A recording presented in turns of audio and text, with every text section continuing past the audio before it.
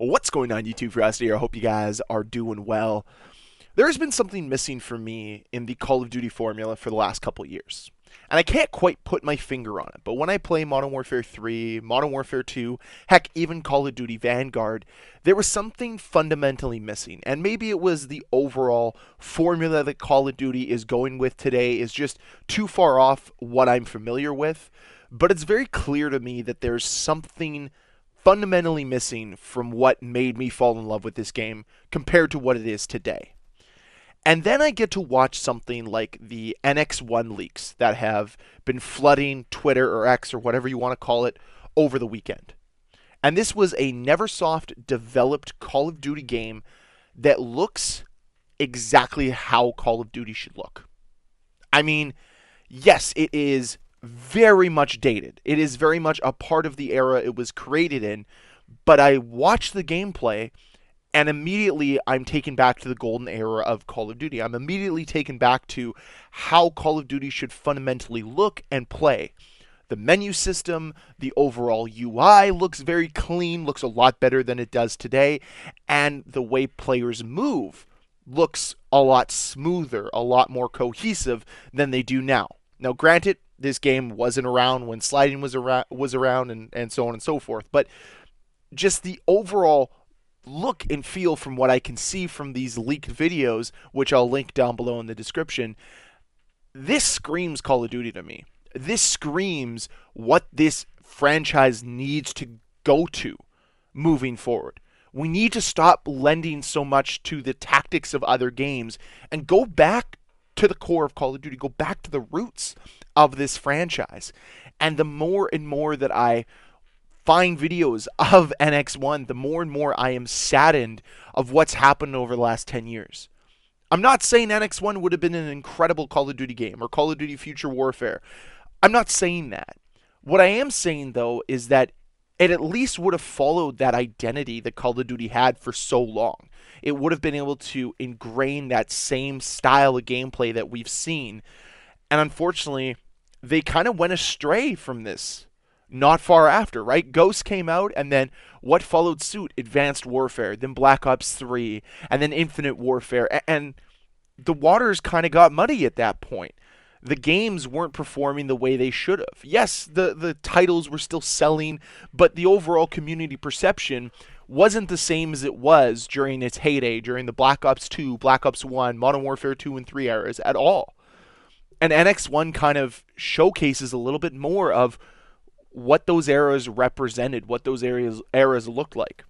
Now, this game almost feels like the little brother to Call of Duty Infinite Warfare.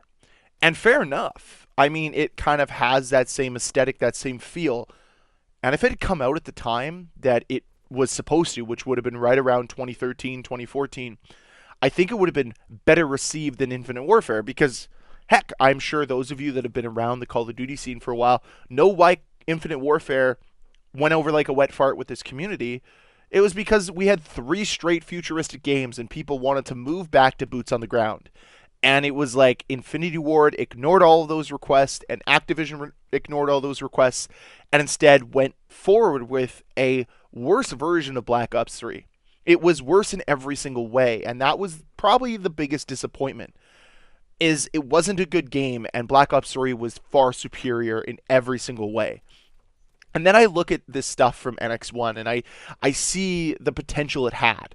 I mean, they have all the maps already laid out where they were going to bring back legacy maps, Afghan, Crash, Outpost, Overgrown, Terminal.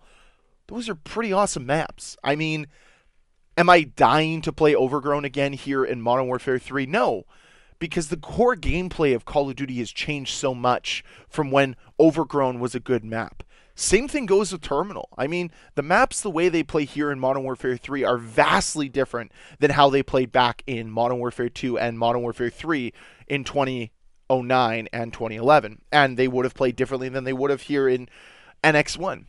But the whole point of this is I'm going back and I'm watching these gameplay clips from a bygone era, and they immediately feel more Call of Duty to me than current Call of Duty. And that's the problem. And this is what happens when you have completely pivoted your entire company's vision and goals. You trade in innovation, you trade in risk taking for playing it safe and just trying to appease the masses. I mean, I'm sure we remember the time back in like 2011, 2012, 2013. It felt every single game was ripping elements off of Call of Duty and implementing it into their multiplayer. I mean, heck, Halo 4 did this, and it just didn't work. Halo 4 tried to be true to Call of Duty's formula instead of being true to the identity of Halo. And that's kind of what Call of Duty's sucking itself into right now is it's trying to have the identity of a lot of these other free-to-play games and losing its true identity within itself because it's just not working. I mean, the proof is here in Modern Warfare 3. This should be a far better game. They should have strived for more innovation, more evolution, more risk taking, more boundary pushing. But they played it safe again because they are not in the business of selling games anymore. They're not in the business of making anything evolutionary. They're not in the business of being innovative anymore. They're in the business of selling you battle passes and selling you bundles. And they're damn good at it. So why should it change? And I know this sounds like I'm being a broken record, but all of the problems that stem from this game, stem from this company, can all be circulated back to the main problem, which is they are placing priority on the microtransactions, and it's because so many people are buying them. I mean, I look at Madden, I look at Call of Duty.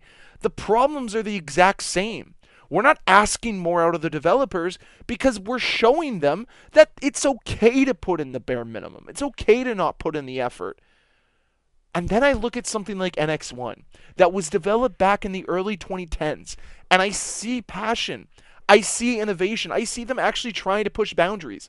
I mean, heck, there is talk from this leak alone that they were working on low G missions, like actually experimenting with having different gravities. They didn't even do that in Infinite Warfare, and that game came out in 2018. We're talking about a game that would have been coming out, what, 4 to 5 years earlier? And they were pushing the boundaries on that because they wanted to be innovative. They wanted to be creative. And Call of Duty just doesn't have that anymore. They just refuse to have any creativity, any type of innovation. And why should they?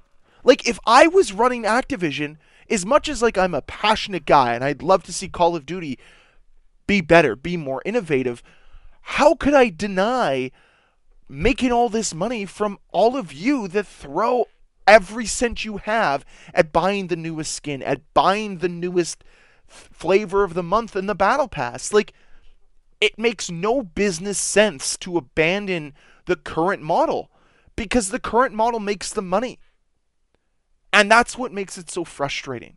Because as much as I want to criticize this game, and I do, and I think the criticism is fair, it's not going to get anywhere.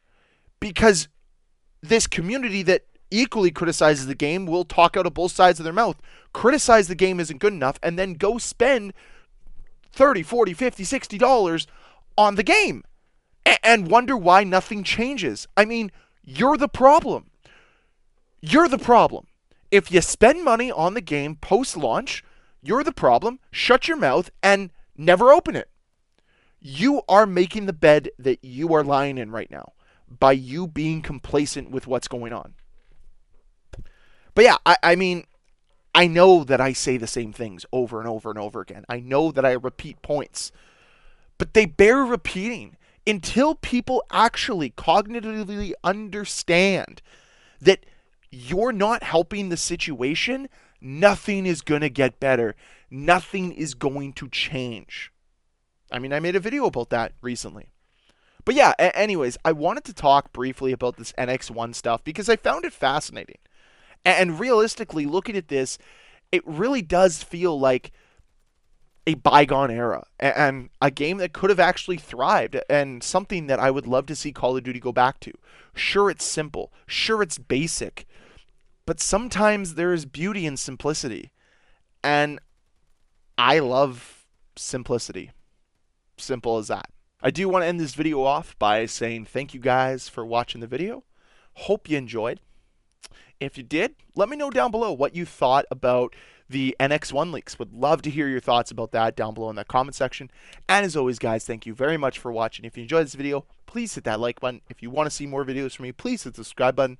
I'll see you guys next time. Bye.